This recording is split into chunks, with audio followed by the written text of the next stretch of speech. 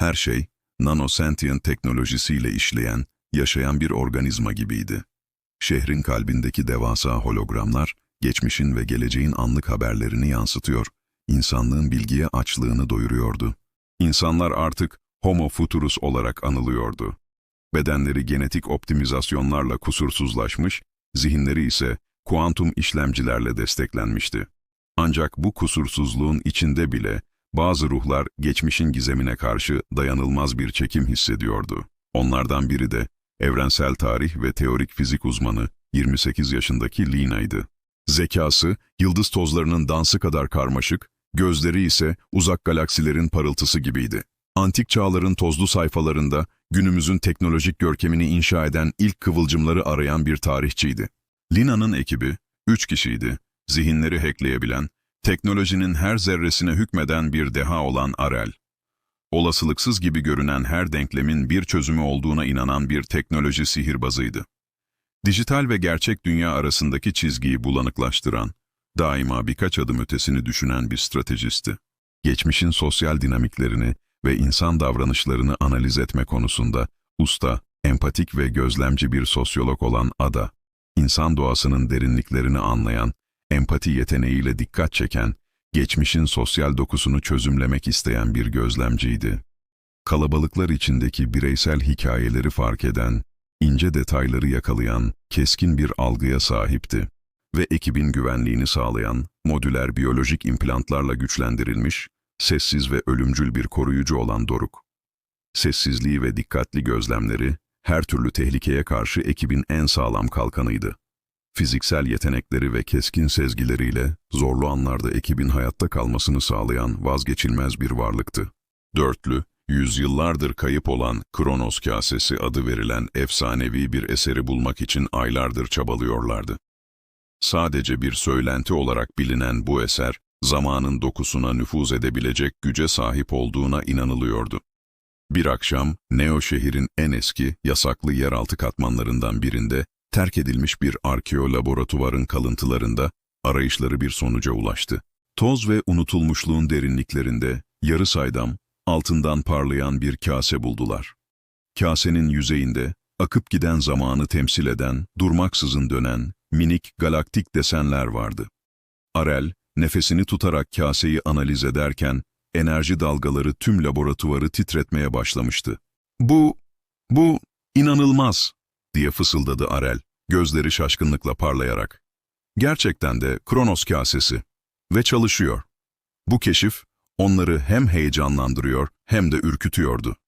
İnsanlık, zaman yolculuğunu hep bir bilim kurgu fantezisi olarak görmüş, etik ve paradoks endişeleri nedeniyle asla peşine düşmemişti. Ancak şimdi, bu güç ellerindeydi. Lina, uzun zamandır hayalini kurduğu şeyi gerçekleştirebileceklerini biliyordu. Geçmişi ziyaret etmek, hatta belki de etkilemek. Ekibin hedefleri farklıydı. Lina, kadim uygarlıkların bilgeliklerini, özellikle de Büyük İskender gibi figürlerin stratejik dehasını anlamak ve bugüne taşımak istiyordu. Ada, Mahatma Gandhi gibi barış aktivistlerinin kitleleri nasıl etkilediğini, insanlığın kolektif bilincini nasıl dönüştürdüğünü gözlemlemek arzusundaydı. Arel ise, dahi fizikçi Albert Einstein'ın zihnine bir pencere açmak, onun teorilerinin ilk kıvılcımlarına tanık olmak ve belki de o anları geleceğin teknolojisiyle ölümsüzleştirmek istiyordu. Doruk'un ise daha kişisel bir motivasyonu vardı. Geçmişte yaşanan ve büyük bir trajediye yol açan bir olayı, omuzlarında taşıdığı sessiz bir yükü anlamak, belki de bir çıkış yolu bulmaktı. Kronos kasesini aktive etme süreci, Arel'in dahiyane algoritmalarıyla başladı. Kase, laboratuvarın ortasında yavaşça yükseldi, içindeki galaktik desenler hızla dönerek yoğun bir ışık huzmesi yaydı. Hava, ozon ve metalik bir kokuyla dolarken, zamanın dokusunun büküldüğünü hissetmek mümkündü. Arel, enerji akışını kontrol eden bir eldiven takmış, parmakları holografik arayüzde ustaca dans ediyordu. "Hedef zaman ve koordinatlar kilitlendi," diye duyurdu, sesi gerginlikle titreyerek. İlk durak, 20. yüzyıl başları, Avrupa'nın kalabalık bir şehri. Einstein'ın en parlak dönemleri. Lina, derin bir nefes aldı. Üzerlerindeki nanoliflerden dokunmuş, adaptif kamuflaj özellikli tulumlar, onları gittikleri dönemin giyim tarzına sorunsuz bir şekilde entegre edecekti. Bileklerindeki iletişim cihazları, Sadece kendi aralarında değil, aynı zamanda Arel'in kontrol merkezinden gelecekle bağlantı kurmalarını sağlayacaktı. Ancak bu bağlantı, zamanın kendisi kadar kırılgan olabilirdi. Gözlerini kapattı. Yüzlerce yıl öncesine, bilimin ve düşüncenin altın çağına doğru atılacak bu adım, sadece bir macera değil, aynı zamanda insanlığın kaderini şekillendirebilecek bir yolculuktu. Arel'in son komutuyla, laboratuvarı saran ışık patlaması zirveye ulaştı ve sonra, her şey karardı. Gözlerini açtığında, Neo şehrin steril parlaklığı yerine, loş, ahşap kokulu bir odada buldu kendini. Pencereden sızan gün ışığı, toz zerreciklerinin havada dans edişini gösteriyordu. Dışarıdan, at arabalarının tekerlek sesleri ve insanların fısıltıları geliyordu. Doruk, hızla etrafı taradı, kasları gergin, ancak yüzünde şaşkınlık dolu bir ifade vardı. Ada, küçük, gürültülü bir kafede olduklarını fark etti. Etrafındaki insanlar tuhaf, bol giysiler içindeydi ve hepsi gazetelere gömülmüş, buharlı içeceklerini yudumluyordu. "Vay canına," dedi Arel fısıltıyla. "Gerçekten de buradayız. Bu ne kadar ilkel." Giysileri, sanki sihirli bir dokunuşla dönüşmüş gibi, o dönemin kıyafetlerine benzemişti. Lina üzerinde zarif, uzun bir etek ve bluz, Arel'de yelekli bir takım elbise. Adada şık bir elbise ve Doruk'ta ise dönemin kaba kumaşlarından yapılmış sade bir kıyafet vardı. Ama bu kamuflaj sadece dış görünüşleri içindi. Zihinleri modern dünyanın karmaşık bilgisiyle doluydu. Kronos kasesi küçük bir çantanın içine gizlenmiş, güç kaynağı Arel'in bileğindeki cihazla bağlıydı. İlk hedefleri Einstein'ın izini sürmekti. Arel'in cihazı o dönemin sınırlı veri tabanını tarayarak Einstein'ın o günkü programını tespit etti. Yerel bir üniversitede bir ders ve ardından yerel bir kafede düzenli bir buluşma. Dar, Arnavut kaldırımlı sokaklarda ilerlerken Lina kendini bir tarih kitabının içine düşmüş gibi hissetti. Elektrik lambaları nadirdi, bunun yerine gaz lambaları sokakları aydınlatıyordu. Arabaların yerini atlar ve faytonlar almıştı. İnsanlar daha yavaş yürüyor, birbirleriyle daha çok konuşuyorlardı. Bu, onların bildiği hızlı, dijital dünyaya kıyasla yavaş ve gürültülü bir karmaşaydı. Hava, kömür dumanı, at gübresi ve taze pişmiş ekmek kokuyordu. Üniversiteye vardıklarında, Einstein'ın ders verdiği amfinin dışından, onun derin, tutkulu sesini duydular. İçeri girdiklerinde, o dönemin öğrencileri arasında göze çarpmayan bir şekilde yerlerini aldılar. Einstein, tahtanın önünde durmuş, görecelik teorisinin temel prensiplerini açıklıyor, yüzünde bilimin getirdiği coşkuyla parıldayan bir ifade vardı. Lina, o anın büyüklüğünü hissetti. Gelecekte bu teoriler insanlığın uzayı ve zamanı anlama biçimini kökten değiştirecekti. Dersin ardından Einstein'ın her zamanki kafesine yöneldiler. Burası, ahşap masaları, dumanlı havası ve entelektüel sohbetlerin uğultusuyla dolup taşan canlı bir yerdi. Einstein, piposunu tüttürerek genç bilim insanlarıyla hararetli bir tartışmaya girmişti. Arel, bu anı yakalamak için sabırsızlanıyordu. "Şimdi mi?" diye fısıldadı Lina, Arel'e dönerek. Arel başını salladı. "Evet, ama dikkatli olmalıyız. Herhangi bir paradoks yaratmak istemiyoruz." Arel, yavaşça Einstein'ın masasına yaklaştı, yüzünde saygılı bir hayranlık ifadesiyle. "Profesör Einstein," dedi, sesi hafifçe titreyerek. "Sizin çalışmalarınıza büyük hayranlık duyuyorum. Özellikle de gelecekteki etkileri konusunda." Einstein keskin gözlerini Arel'e çevirdi, yüzünde hafif bir merak belirdi. "Gelecek mi? Genç adam, bilimin geleceği her zaman belirsizliklerle dolu değil miydiniz?" Arel hafifçe gülümsedi. "Elbette. Ama bazı teoriler vardır ki, onlar zamanın ötesine geçer.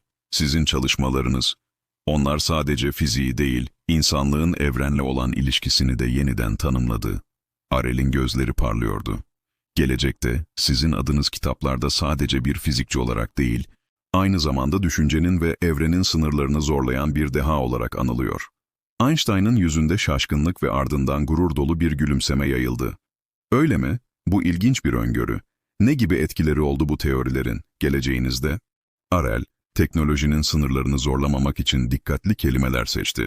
"Uzay yolculuğumuzda, enerji üretimimizde ve hatta zamanın kendisini anlama biçimimizde devrimler yarattı. Sizin görelilik kavramınız bizim için sadece bir teori değil, evrenin işleyişine açılan bir kapı oldu. Einstein piposunu masaya bıraktı, gözleri uzaklara dalmıştı. Arel'in sözleri onun zihninde yeni kapılar açmış, geleceğin potansiyelini gözlerinin önüne sermişti. Bu bana daha da fazla çalışma şevki veriyor, dedi, sesi heyecanla doluydu. Bilimin sınırları yok demektir. Ve benim gibi bir yaşlı adam bile geleceğin ne kadar parlak olabileceğini hayal edebilir. Bu an, Arel için unutulmazdı. Hayran olduğu bilim insanına ilham vermek, onun gelecekteki etkilerini bizzat aktarmak paha biçilmez bir deneyimdi. Bu karşılaşma, Einstein'ın bilime olan tutkusunu daha da körüklemişti. İlk görevlerini tamamlayan ekip, Kronos kasesini kullanarak bir sonraki hedeflerine doğru ilerledi. Meş-Ö, 4. yüzyıl, antik bir diyar. Lina'nın hedefi, Büyük İskender'in stratejik dehasına tanıklık etmekti. Zaman yolculuğu bu kez daha sarsıcı oldu. Geri döndüklerinde kendilerini taş duvarlarla çevrili, büyük bir çadırın içinde buldular. Çadırın dışından kılıç sesleri, kalkanların çarpışması ve savaş naraları geliyordu. Doruk, hızla kapı aralığından dışarı baktı. Gördüğü manzara nefes kesiciydi. Binlerce asker, birbirine girmiş, savaşın acımasız ritminde dans ediyordu. Atlılar toz bulutları içinde ilerlerken, oklar havayı kesiyordu. Bu, onların bildiği teknolojiden uzak, ilkel ama bir o kadar da vahşi bir savaştı.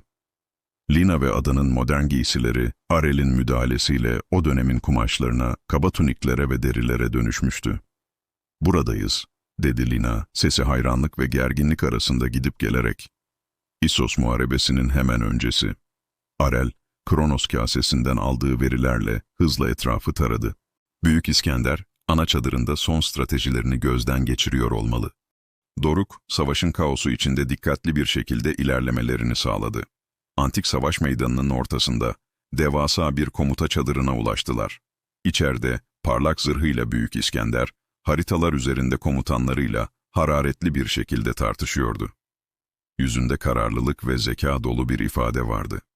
Lina, yavaşça İskender'e yaklaştı. Kalbi hızlı hızlı atıyordu. "Majesteleri İskender," dedi, sesi kendinden emin ve saygılı. "Sizin stratejik dehanız çağlar boyunca anlatılacak." İskender, şaşkınlıkla Lina'ya döndü. "Kimsin sen? Bu çadıra nasıl girdin?" "Ben, uzak topraklardan gelen bir gezginim," diye cevap verdi Lina, zihninde hızlıca bir hikaye uydurarak. "Ve sizin adınız, bilgelik ve fetihle birlikte anılacak. Gelecekte halklar sizi sadece bir fatih olarak değil, aynı zamanda medeniyetleri birleştiren bir lider olarak hatırlayacak." Lina, İskender'in gözlerinin içine baktı, sözlerinin gücüyle onu etkilemeye çalışarak.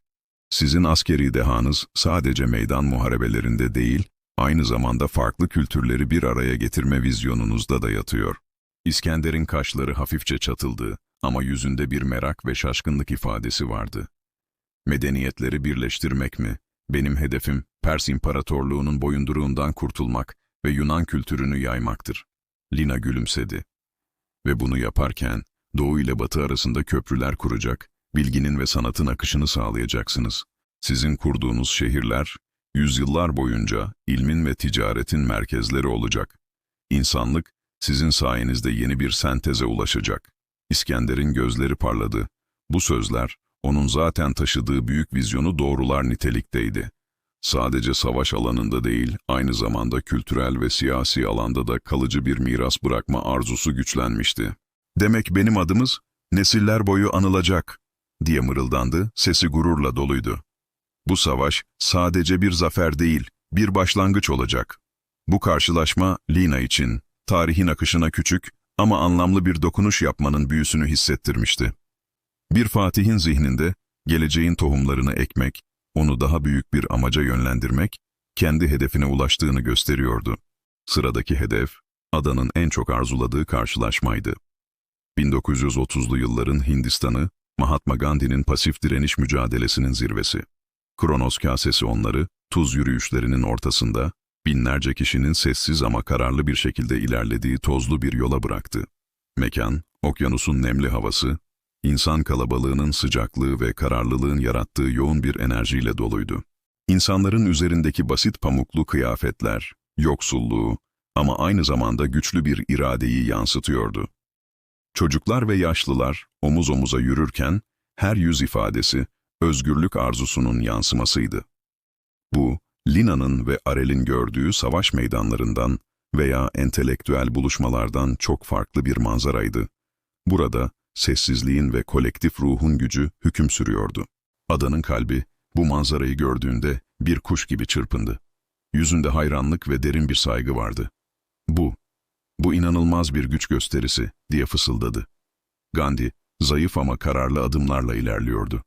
Etrafındaki kalabalık, ona duyduğu derin saygıyla sessizleşiyordu. Ada, Doruk'un koruması altında, kalabalığın arasına karışarak Gandhi'ye doğru ilerledi. "Mahatma," dedi, sesi titrek ama kararlıydı. "Sizin mücadeleniz, gelecekte sadece Hindistan'ın değil, tüm dünyanın özgürlük ve adalet arayışlarına ilham verecek." Gandhi, yorgun ama bilge gözleriyle adaya baktı. "Genç kadın, barış yolu her zaman en zorlu olanıdır ama aynı zamanda en kalıcı olanıdır da." Ada elini kalbine götürdü.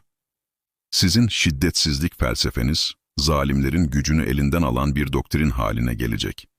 Gelecekte insanlar, silahların değil, sevginin ve direnişin, gerçek değişimi getirdiğini sizin sayenizde öğrenecek. Sizin öğretileriniz, savaşın ve nefretin hüküm sürdüğü çağlarda bile bir umut ışığı olacak." Gandhi'nin yüzünde derin bir huzur ve anlayış belirdi. "Öyle mi? Demek ki bu tohumlar zamanla yeşerecek." Gözlerinde geleceğin tohumlarını ektiğini bilmenin getirdiği tatmin okunuyordu. Bu küçük dokunuş, ada için insanlığın kolektif bilincine barışın tohumlarını ekmek gibi bir anlam taşıyordu. Ekip, 3 önemli kişiliği ziyaret etmiş, onlara gelecekteki etkilerini fısıldamışlardı. Ancak bir hedef daha vardı, Doruk'un kişisel yolculuğu. Onun hedefi, geçmişte yaşanan ve büyük bir trajediye yol açan bir olayı, kendi ailesinin kaderini değiştiren bir anı anlamaktı. Bu, diğerleri gibi dünya çapında bir olay değildi, daha çok kişisel bir dramdı. Doruk'un ailesi, 21. yüzyılın ortalarında, bir büyük kargaşa olarak anılan dönemde, kaynak savaşları yüzünden parçalanmış ve nesilleri derinden etkileyen bir kayıp yaşamıştı. Arel, Kronos kasesini Doruk'un belirttiği koordinatlara ayarlarken, diğerlerinin yüzünde endişe vardı. Geçmişe bu kadar kişisel bir müdahale, zaman çizgisinde öngörülemeyen dalgalanmalar yaratabilir miydi? "Hazır mısın Doruk?" diye sordu Lina, sesinde hafif bir tereddütle. Doruk başını salladı. Gözlerinde derin bir kararlılık ve acı vardı. "Bunu yapmalıyım, sadece anlamak için. Belki de bir çıkış yolu bulmak için." Arel son komutu verdi. Işık patlaması yine onları sardı ve bu kez 21. yüzyılın ortalarına çalkantılı bir döneme attı. Gözlerini açtıklarında kendilerini harap olmuş bir şehrin kenarında buldular.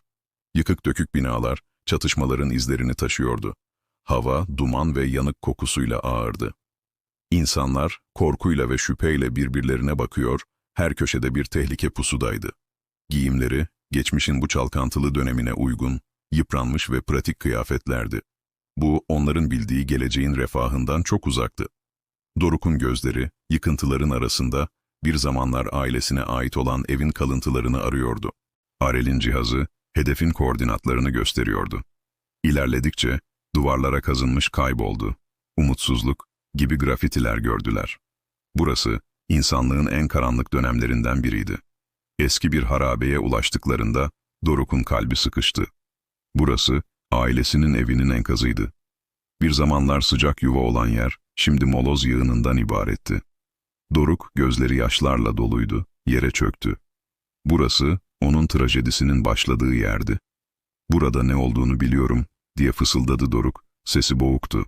"Kaynak savaşları, kıtlık, güç mücadeleleri, ailem bir grup yağmacının saldırısına uğramış, annem, babam, küçük kız kardeşim."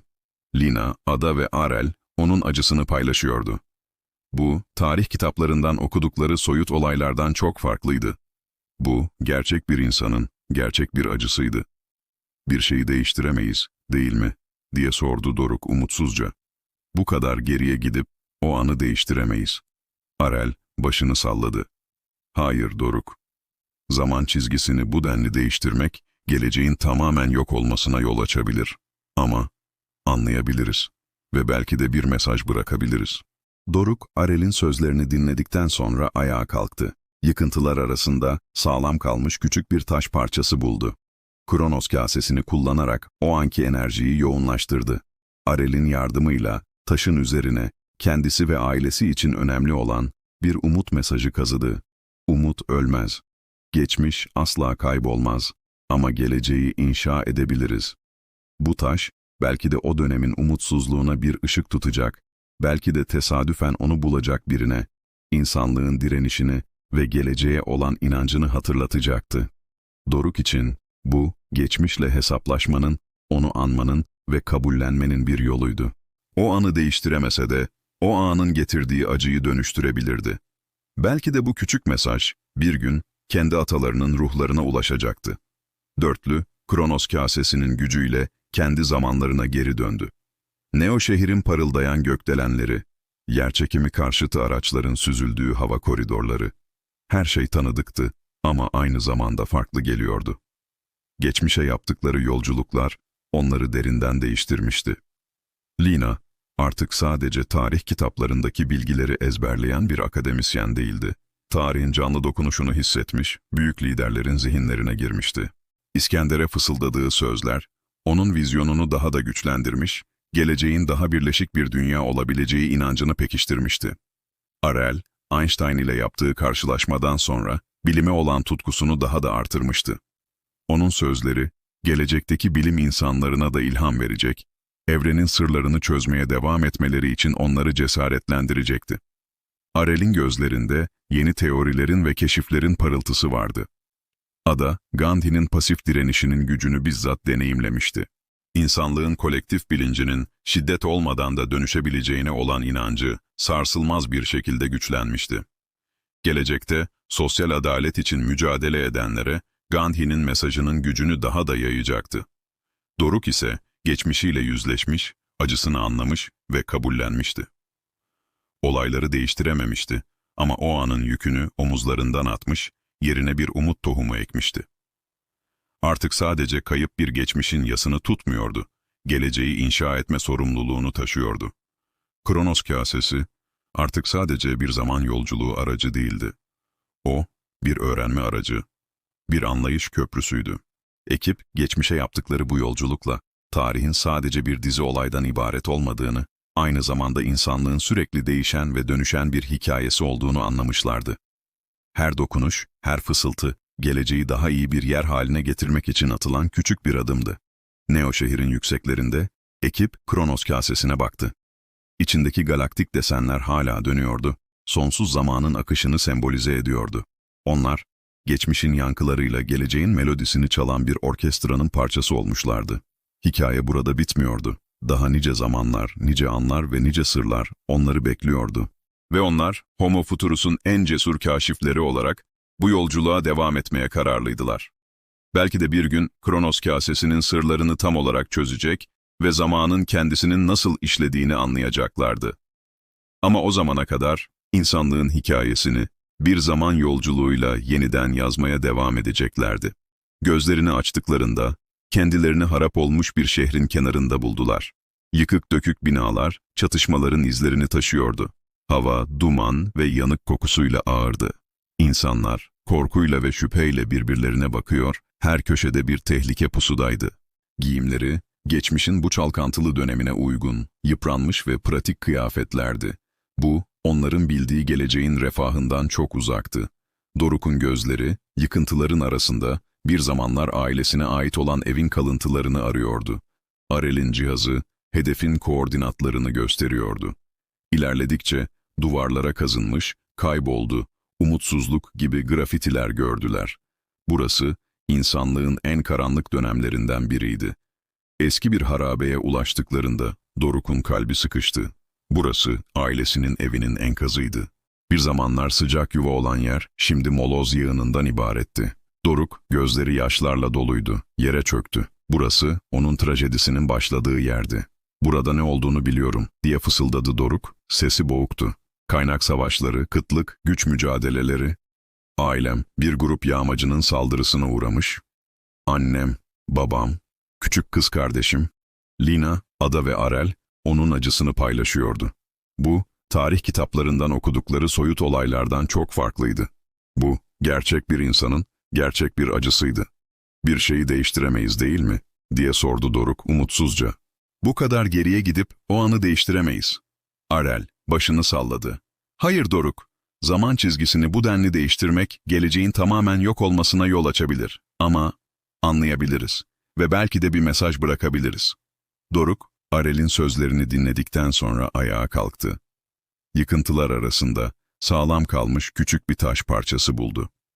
Kronos kasesini kullanarak o anki enerjiyi yoğunlaştırdı. Arel'in yardımıyla taşın üzerine kendisi ve ailesi için önemli olan bir umut mesajı kazıdı. Umut ölmez, geçmiş asla kaybolmaz ama geleceği inşa edebiliriz.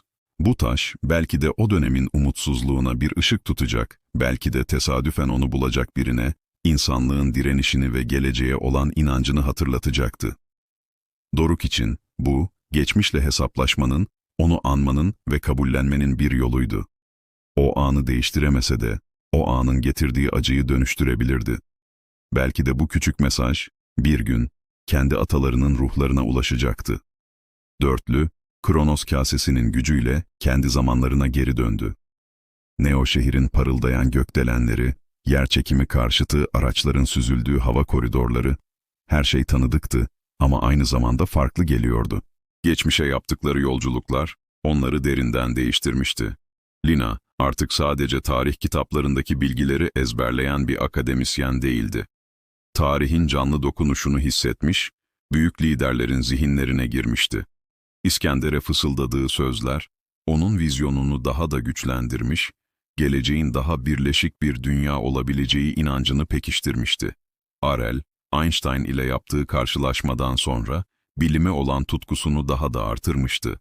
Onun sözleri, gelecekteki bilim insanlarına da ilham verecek, evrenin sırlarını çözmeye devam etmeleri için onları cesaretlendirecekti. Arel'in gözlerinde yeni teorilerin ve keşiflerin parıltısı vardı. Ada, Gandhi'nin pasif direnişinin gücünü bizzat deneyimlemişti. İnsanlığın kolektif bilincinin şiddet olmadan da dönüşebileceğine olan inancı sarsılmaz bir şekilde güçlenmişti. Gelecekte, sosyal adalet için mücadele edenlere, Gandhi'nin mesajının gücünü daha da yayacaktı. Doruk ise, geçmişiyle yüzleşmiş, acısını anlamış ve kabullenmişti. Olayları değiştirememişti ama o anın yükünü omuzlarından atmış, yerine bir umut tohumu ekmişti. Artık sadece kayıp bir geçmişin yasını tutmuyordu, geleceği inşa etme sorumluluğunu taşıyordu. Kronos kasesi artık sadece bir zaman yolculuğu aracı değildi. O, bir öğrenme aracı, bir anlayış köprüsüydü. Ekip, geçmişe yaptıkları bu yolculukla, tarihin sadece bir dizi olaydan ibaret olmadığını, aynı zamanda insanlığın sürekli değişen ve dönüşen bir hikayesi olduğunu anlamışlardı. Her dokunuş, her fısıltı, geleceği daha iyi bir yer haline getirmek için atılan küçük bir adımdı. Neo şehrin yükseklerinde ekip Kronos kasesine baktı. İçindeki galaktik desenler hala dönüyordu, sonsuz zamanın akışını sembolize ediyordu. Onlar, geçmişin yankılarıyla geleceğin melodisini çalan bir orkestranın parçası olmuşlardı. Hikaye burada bitmiyordu. Daha nice zamanlar, nice anlar ve nice sırlar onları bekliyordu. Ve onlar, Homo Futurus'un en cesur kaşifleri olarak bu yolculuğa devam etmeye kararlıydılar. Belki de bir gün, Kronos kasesinin sırlarını tam olarak çözecek ve zamanın kendisinin nasıl işlediğini anlayacaklardı. Ama o zamana kadar insanlığın hikayesini bir zaman yolculuğuyla yeniden yazmaya devam edeceklerdi.